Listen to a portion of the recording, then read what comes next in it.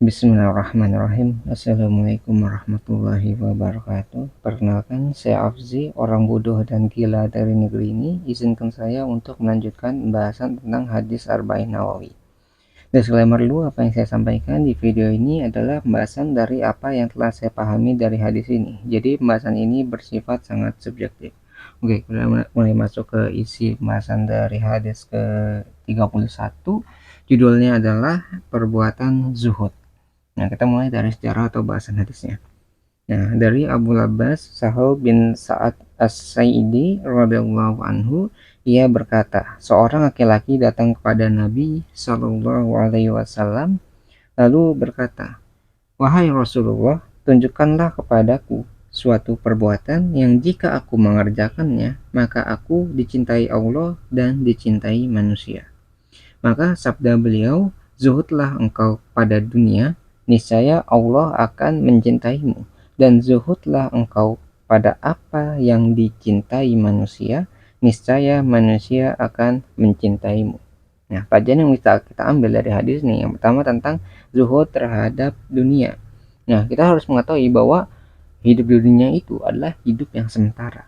Nah, kalau misalnya hidup itu sementara ya, di dunia ini sementara, maka pasti ada sesuatu yang kekal ataupun abadi di kehidupan setelahnya, yaitu kehidupan akhirat. Nah, kalau misalnya kehidupan sekarang itu sementara, berarti kita harus berpikir bagaimana kita memaksimalkan kehidupan dunia yang sementara ini untuk menyiapkan bekal sebanyak mungkin untuk kehidupan kita yang abadi di akhirat. Jadi kita harus menyadari dulu nih, oh ya hidup itu sementara nih.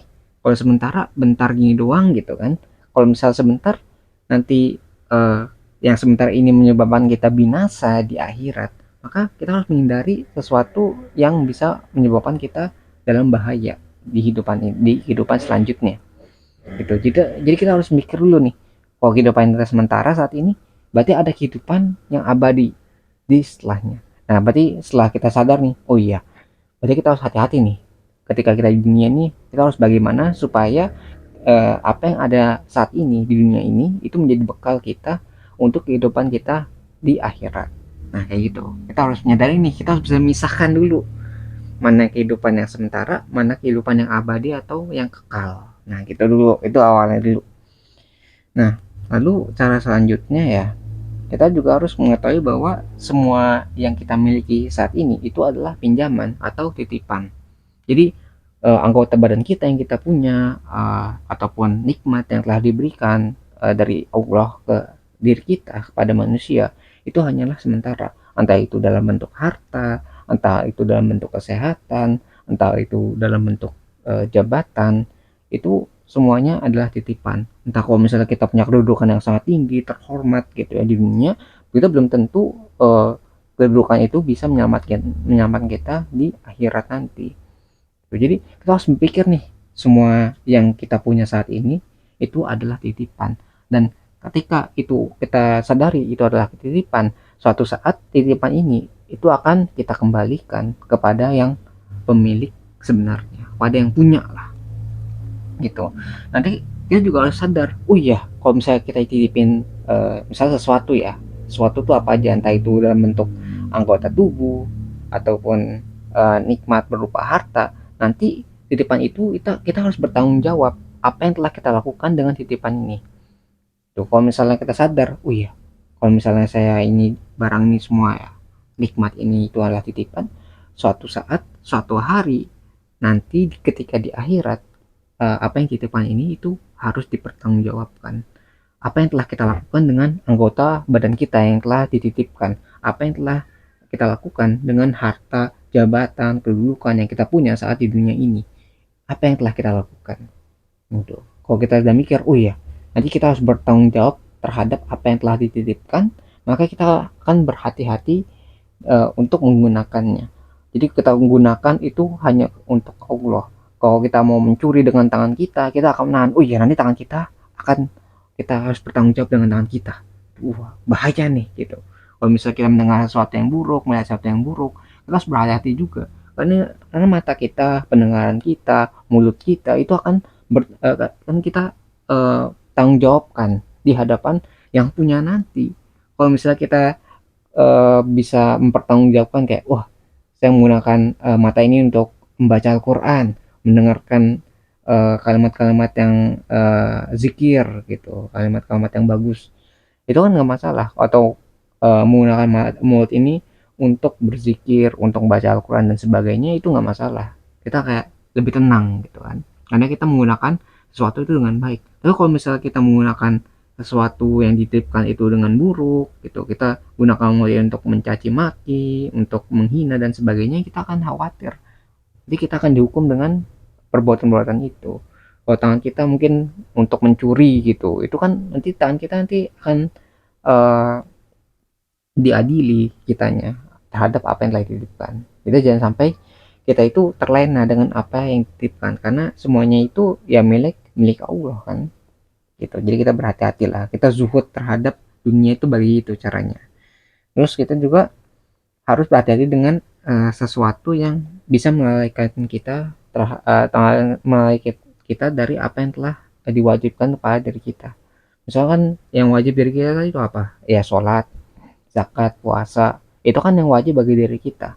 Jadi kita jangan terlalu fokus dengan apa yang kita punya saat ini, apa yang kita sibukkan saat ini gitu. Entah itu pekerjaan, entah itu kehidupan yang lain gitu kan. Itu kita jangan sampai sibuk sampai kita bisa melupakan kewajiban yang sebenarnya kita punya gitu. Kalau misalnya kita benar-benar sibuk nih dalam pekerjaan kita, maka kita jangan sampai pekerjaan itu menggantikan apa yang wajib untuk kita lakukan. Misalnya kita sibuk nih kerja 12 jam sehari, jangan sampai yang 12 jam itu tidak menjadi nilai ibadah bagi diri kita. Jadi kayak gini caranya, kayak, oh iya, hidup ini sementara, apa yang kita lakukan itu cuma sebagai perantara saja. Jadi kita niatkan nih sebelum kita kerja, oke, saya niatkan pekerjaan yang halal ini untuk Allah, untuk mencari harta yang halal. Nanti harta halal yang ini itu untuk dibelanjakan atau menghidupi keluarga yang saya punya, yang kita punya, ataupun membelanjakan harta yang halal ini untuk makanan yang halal juga, sehingga makanan yang halal ini itu bisa menjadikan energi untuk kita beribadah. Nah, kalau kita sudah niatkan hal tersebut, maka setiap apa yang kita lakukan itu menjadi ibadah. Entah kita saat kita keluar rumah nih untuk bekerja, mencari uang gitu, mencari gaji lah, itu menjadi ibadah juga. Jadi mencari nafkah itu menjadi ibadah. Nilainya kayak jihad gitu kan. Jihad untuk di jalan Allah kan. Karena apa yang kita niatkan untuk Allah, mencari harta untuk yang halal, makanan yang halal, nanti kalau udah jadi yang halal, terus energi yang digunakan, energi dari makanan itu digunakan untuk beribadah juga kepada Allah gitu. Jadi kita jangan sampai kita melalaikan apa yang sebenarnya wajib bagi diri kita. Jadi kita harus fokus pada aman-aman akhirat gitu. Jangan sampai kita terlalu fokus pada dunia sehingga kita melupakan aman-aman akhirat. Nah, itu kan zuhud terhadap dunia. Jadi cara kita tuh meninggalkan dunia itu kayak kayak gitu tuh caranya yang telah disebutkan ya, sehingga nanti Allah bisa mencintai diri kita. Lalu pelajaran selanjutnya adalah tentang zuhud terhadap sesuatu yang dicintai oleh manusia. Jadi kita harus tahu manusia itu telah dititipkan yang dinamakan nafsu. Jadi manusia itu pasti memiliki sesuatu yang dia inginkan, entah itu dalam bentuk makanan, entah itu dalam bentuk pakaian ataupun barang gitu. Itu nafsu alami di manusia, itu pasti ada. Jadi kalau kita ingin baju yang bagus, maka itu alami juga. Entah itu baju, makanan, barang mewah dan sebagainya, itu adalah nafsu yang dimiliki oleh manusia. Jadi itu adalah hal yang normal gitu. Tapi bagaimana cara kita untuk menahan nafsu kita, itu yang menjadikan kita berbeda dengan binatang. Jadi kok kita punya nafsu nih, nafsu terhadap makanan. Kalau makanan tuh misalkan makanan yang enak gitu.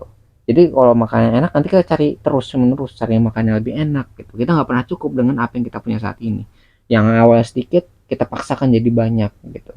Itu jadi apa ya, nggak nikmat makanan itu yang awalnya cukup buat kita, tapi karena kita nafsu mencari makanan yang lebih enak, yang lebih mahal, yang lebih banyak, itu apa yang kita punya saat ini tuh nggak bakal cukup, nggak bakal, oh makanan ini nggak kenyang nih, nggak enak nih makanan jadinya gitu. Padahal makanan biasa-biasa aja, dan itu makanan yang lezat sebenarnya.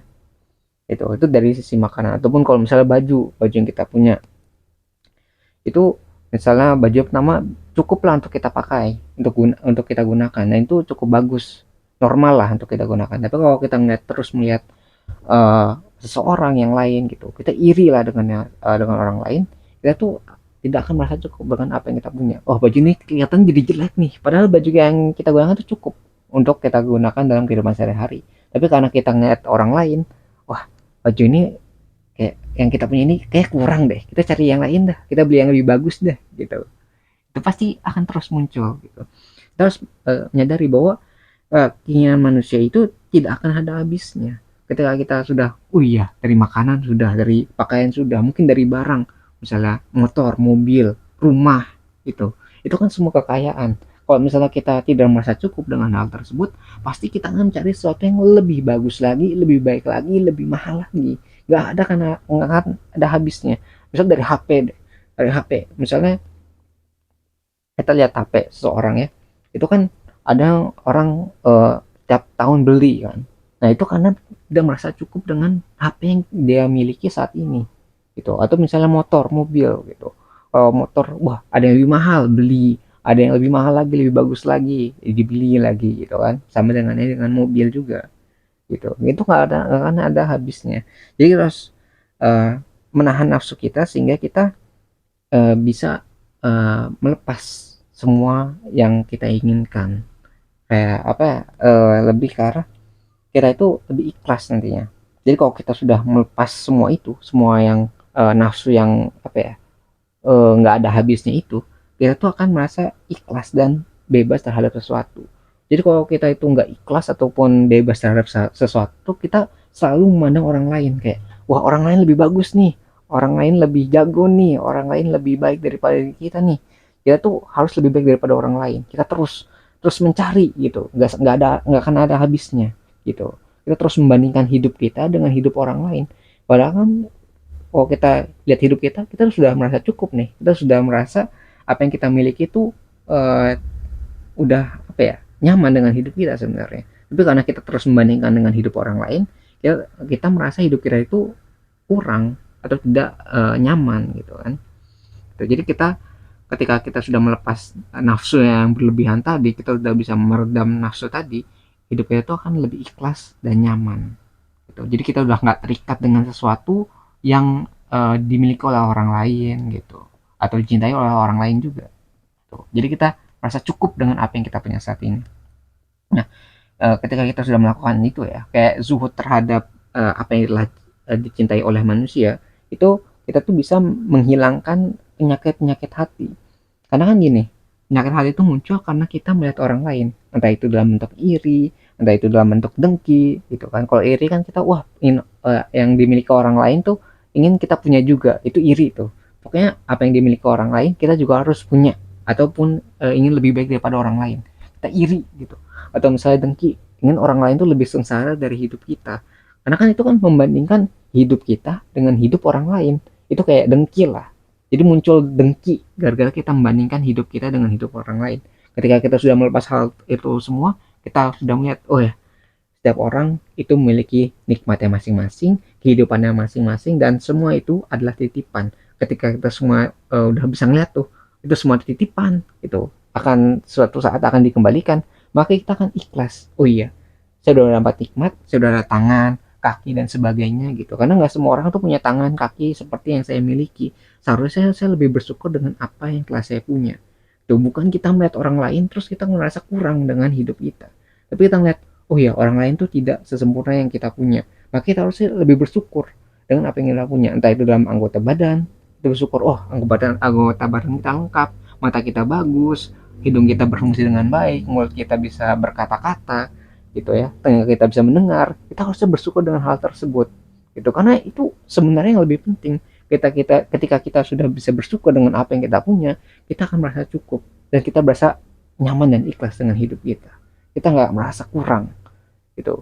Yang menjadikan hidup kita itu kurang karena kita selalu memandang hidup orang lain itu lebih baik daripada apa yang kita miliki, daripada hidup kita gitu. Jadi kita membandingkan terus sehingga hidup kita tuh menjadi sengsara. Ketika kita sudah fokus dengan hidup kita sudah merasa cukup dan sebagainya, kita akan merasa ikhlas, nyaman, dan tentram gitu. Tenanglah hidup kita. selama kita sudah tercukupi segala segala kebutuhan ataupun keinginan yang kita punya gitu. Jadi itu zuhud itu bisa menyembuhkan atau menyembuhkan ya penyakit hati yang kita punya gitu ya. Mungkin kita lanjut ke bagian selanjutnya tentang pesan dan kesimpulan. Nah, hadis ini itu mengajarkan kepada kita tentang pentingnya melakukan zuhud terhadap dunia agar Allah mencintai kita, dan zuhud terhadap apa yang dicintai oleh manusia agar manusia itu mencintai kita. Kita seolah mengejar sesuatu yang penting di dunia, padahal sebenarnya ada yang lebih penting dan diutamakan terlebih dahulu, yaitu kehidupan kita di akhirat kelak. Ketika kita telah menyadari hal itu, maka apa yang bisa kita lakukan saat ini? Kemana tujuan kita akan kembali? Lalu bekal apa yang telah kita persiapkan untuk menghadapinya? Itulah yang menjadi kunci kita untuk kita itu zuhud terhadap dunia ataupun kepada manusia. Jadi jangan sampai terbalik nih, kita mementingkan dunia sehingga kita lupa terhadap akhirat, dan kita bisa malah binasa gitu kan di akhirat nanti. Kita nggak punya bekal gitu yang cukup ketika kita di akhirat nanti, dan sampai seperti itu. Jadi semoga dengan memahami hadis ini kita itu bisa menerapkan perbuatan zuhud, jadinya Allah dan manusia itu bisa mencintai diri kita. Amin amin ya robbal alamin. Nah, mungkin sekian ya pembahasan pribadi yang bisa saya sampaikan mengenai hadis ke-31 dari buku Arba'in Nawawi. Sebelum saya akhiri, saya ingin menyampaikan bahwa jika ada kebenaran di video ini, maka itu semua bersumber dari Tuhan Yang Maha Kuasa. Dan jika ditemukan banyak kekurangan ataupun kesalahan di video ini, maka itu semua bersumber dari diri saya pribadi. Di channel kita juga ada moto, jangan didengar, jangan dipercaya, ragukan segala pilihan, dan selalu buktikan bahwa pendapat saya salah. Lalu jelaskan di mana letak kesalahannya. Saya menunggu jawaban Anda, wahai orang-orang pintar dan waras di luar sana, karena orang yang bodoh dan gila ini sangat membutuhkan bantuan kalian. Terima kasih bagi yang sudah menyimak videonya, semoga bisa bermanfaat. Saya akhiri dengan kalimat wassalamualaikum warahmatullahi wabarakatuh. Saya Afzi pamit undur diri, kita ketemu lagi di pembahasan selanjutnya.